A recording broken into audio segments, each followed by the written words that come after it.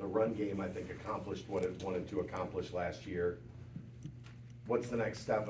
Quarterback, obviously, but what's the next step in getting that passing game to match what you were able to do in the run game season ago?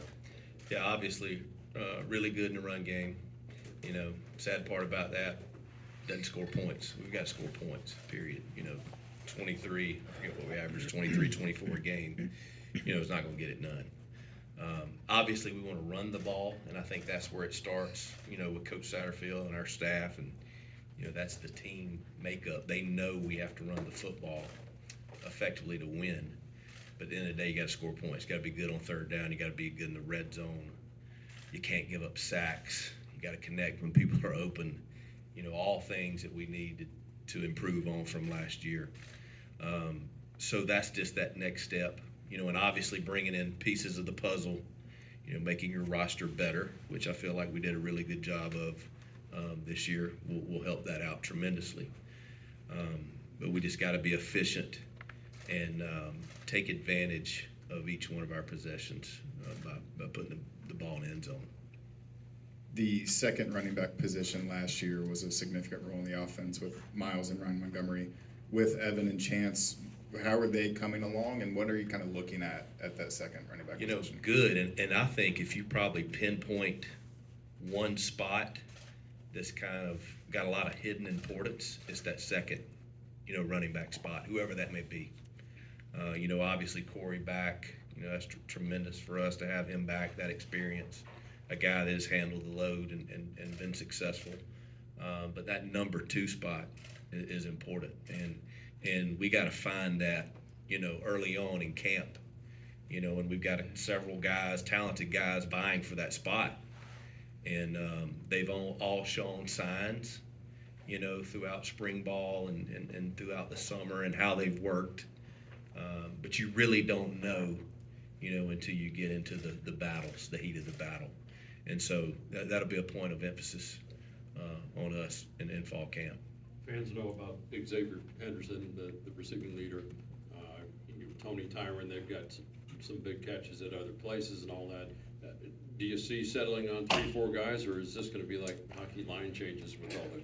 You know, I think it's always good to have a good number, and I think we do in the receiver room right now. You know, we've got several guys, you know, that you guys don't even know about that can be a factor, you know, in this upcoming year.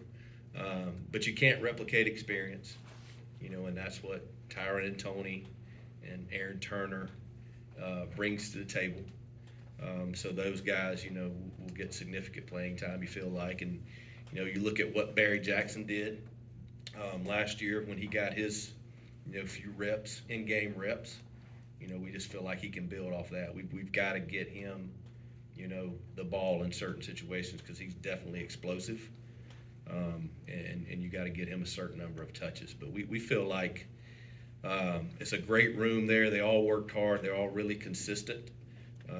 So there's several guys that could see themselves in the mix.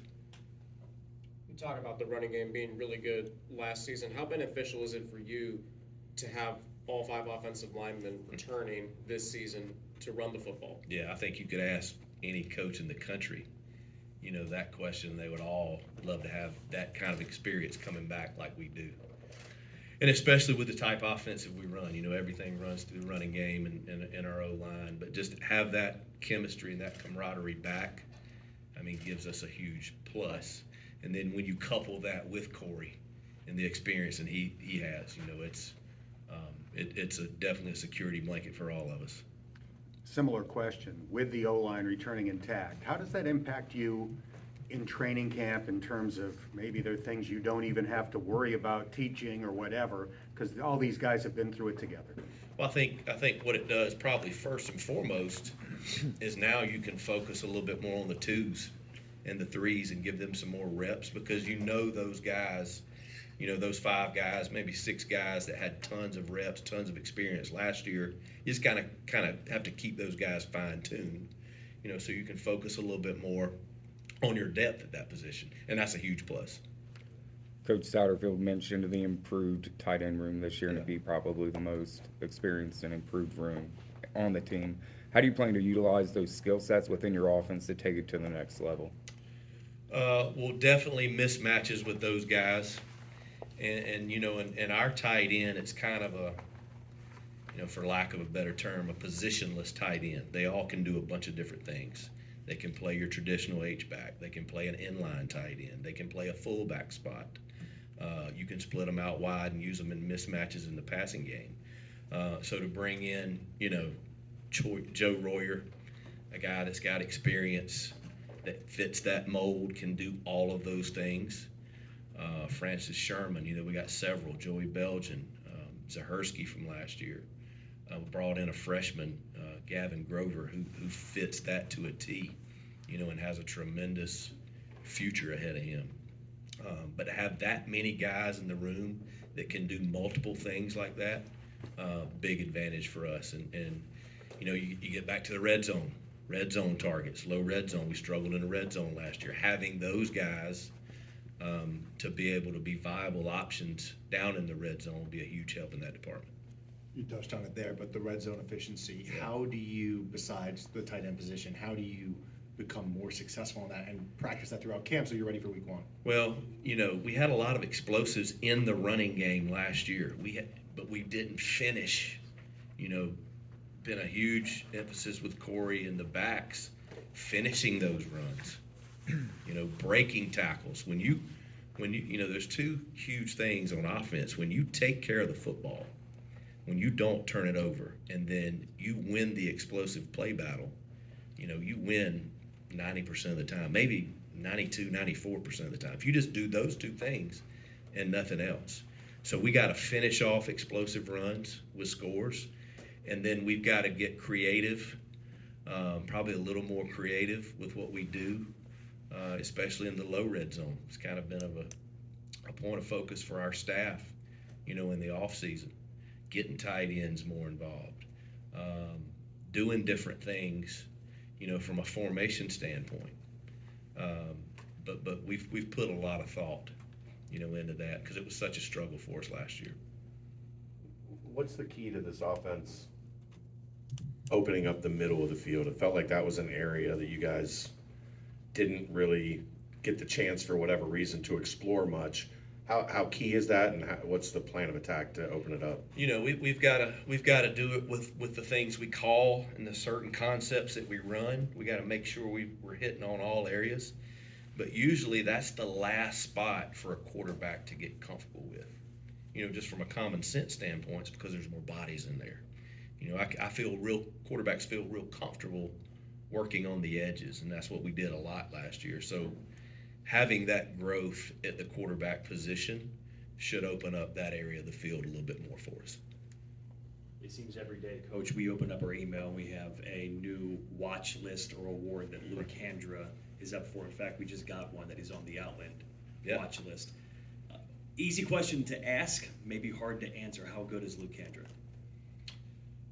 Number one, experience. Just the number of reps he has in all the different game-like situations. You know, you cannot replicate that.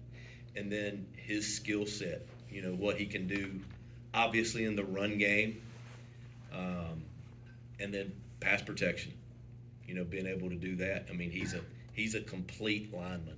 You know, he doesn't just excel in one spot, you know, whether it be run game, pass game, whatever.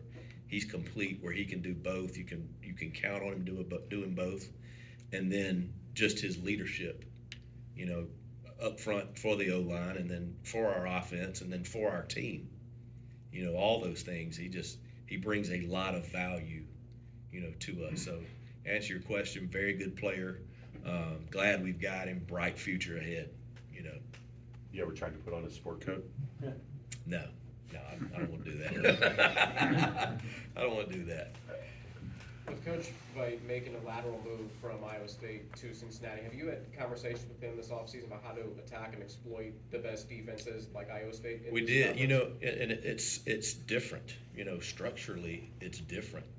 You know, you put defenses into categories, you know, and you go through and you look at the structure of this defense. Well, what category can you put it in? You know, it kind of stands alone. So as an offensive coach and an offensive staff, you know, you have to. We've had discussions, you know, what's the intent of that structure? What are they trying to take away? What are the soft spots? What do they give you? So we've definitely had that, because you're going to see more and more people, go to the three safety look, because it's different. It looks different to the quarterback. I think one thing we need to do, from an offensive standpoint, if we can get up on people early, and take an early, 2-score, 17-point lead, I think that plays into our defense, into that structure's hands, because when that defense knows that you're throwing the ball, it is very tough to complete passes on them. So we're going to play off that without question. Any other questions for Coach?